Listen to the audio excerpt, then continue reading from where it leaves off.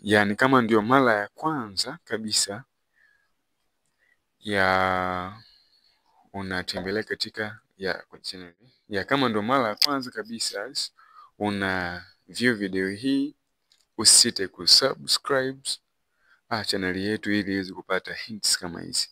Kipengele cha leo tungeenda kuangazia au tungeenda kujifunza namna kuweza kufanya malipo katika application ya Alibaba. Sasa leo unaenda step by steps in reality. Sawa? Katika mfumo wa real, leo naenda kuonesha hatua kwa hatua namna kuweza kufanya malipo kwa supplier wako. Kwa cha kwanza unatembelea application yako ya Alibaba, utaingia kwenye application yako ya Alibaba. Ukishaingia itaonekana kama hivi. Kishikana kama hivi, kwa mfano mimi supplier ambaye nimeshachat naye, nitaenda kwa supplier ambaye nimeshachat naye. Sawa, nitaenda kukliki hapa sehemu ya messenger. Sawa? Nikisha kliki hapo, nitaenda kwa supplier wangu ambao nahitaji kuweza kufanya naye malipo. Supplier wangu ni huyu hapa. Anaitwa Adam Liu. Huyu hapa Adam Liu. Sawa? Nitaenda kukliki kwa yule. Kukliki hapo inafunguka. Sawa?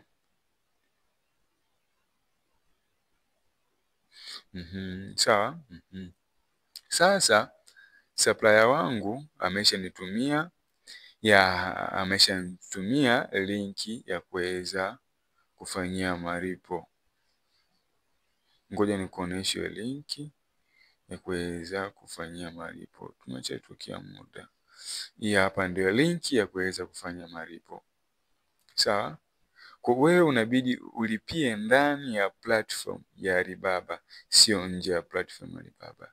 Lazima wameshakutengenezea hii link. Kiasi ambacho utalipia, shipping address. Sawa? Kwenye hapa ni kwenye hizi ni days za dispatch. Sawa? Hii hapa ndo shipping address yangu. Kwa hiyo ambapo tunajifunza leo ni kuweza ku make payment. Kwa nita click sehemu ku make payment. Baada ya hapo nita click sehemu ya ku make payment. Utaenda ku make tu payment. Una click sehemu ya ku make payment pale. Una click sehemu ya ku make payment. Baada ya ku click hapa sehemu ya ku make payment.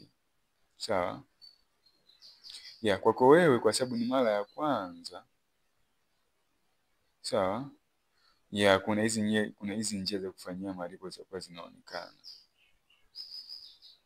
Sawa? Kuna hizi njia za kufanyia malipo moja inaonekana. Wewe njia ambazo zinaonekana za kufanyia malipo kwa sababu mimi hapa ni continuous. Sawa? Kwa ule muonekano wa kwanza utaonekana. Kwa hiyo ukishaklik kwa sababu ni mara ya kwanza, vitu ambavyo vitaonekana hapa.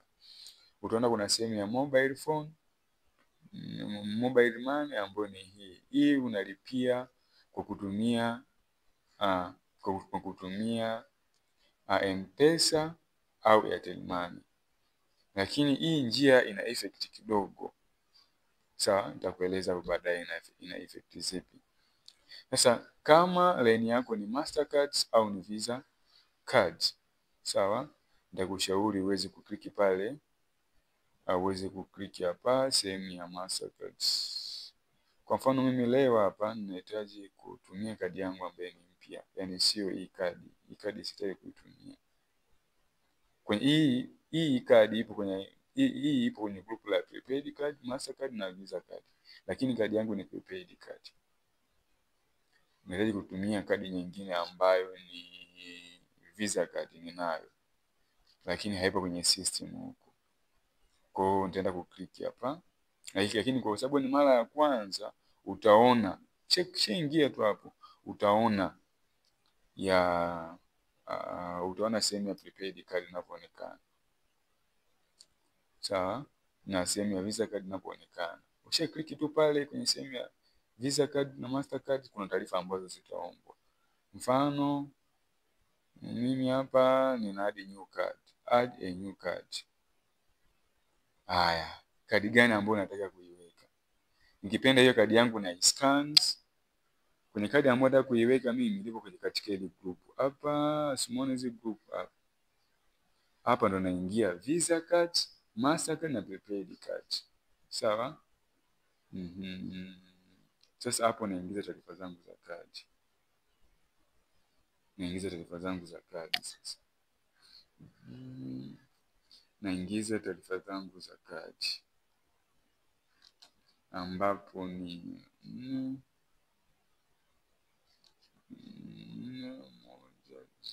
1077340